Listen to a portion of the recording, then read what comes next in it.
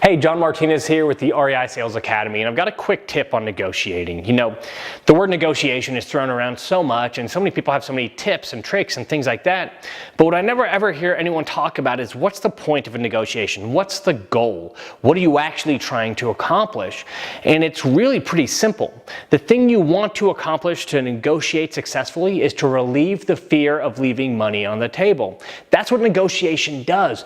People don't take action until they feel like they're getting everything they can out of a deal. If they feel like they're leaving money on the table or getting taken advantage of, they're not going to move forward no matter how much they want what you have.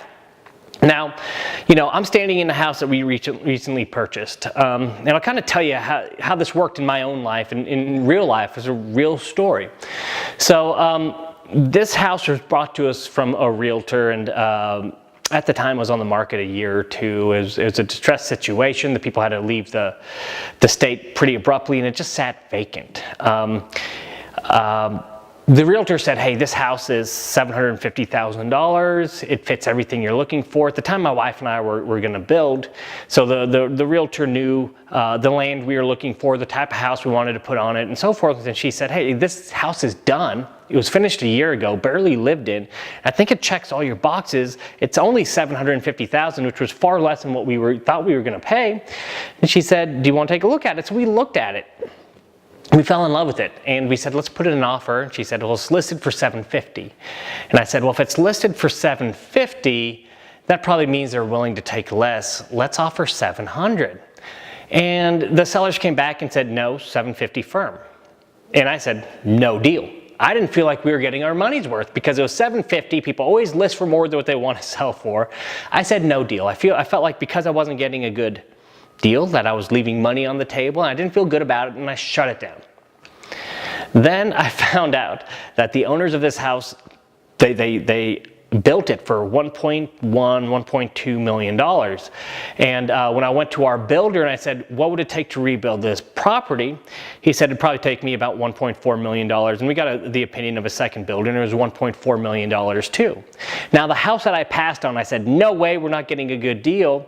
It's not because I wasn't willing to spend the $750,000. It's not even because I didn't think it was worth $750,000. It was because I had the fear of leaving money on the table, so I shut it down. But the second we found out that, no, actually, it's worth double, so you are getting a good deal, you aren't leaving money on the table, and the reasons why the sellers gave the hard no was because they literally are selling it to you for 50 cents on the dollar.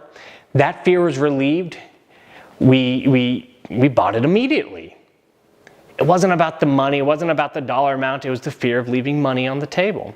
So when you're negotiating, that's your goal, is relieve the fear of leaving money on the table. So I'm just going to give you a couple quick, just very simple tips that are going to help you accomplish this. Number one, don't jump at any deal, right? You might walk into a house and you might know, hey, based on the numbers, I need this house at $100,000. And the person might say, hey, I need $80,000 out of this house. And in your brain you go, slam dunk. This might have even happened to you before. And you go, done deal, let's do it. And then they go, whoa, hold on a second.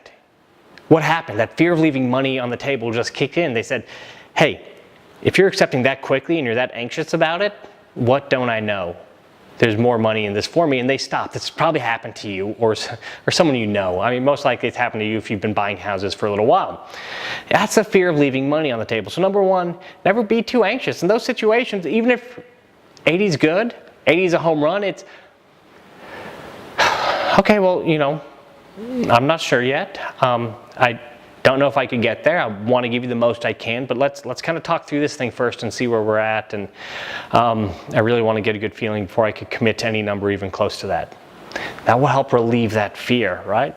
Another quick tip that's super simple, doesn't take any time to implement, but will, I guarantee you, help turn more of your leads into deals, is when you give your final offer, however you get there, make sure it's an odd number.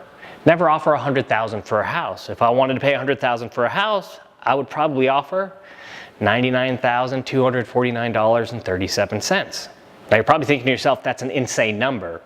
How did he come up with that? That's what I want you to think. How did he come up with that? It's down to the penny, it's for a reason.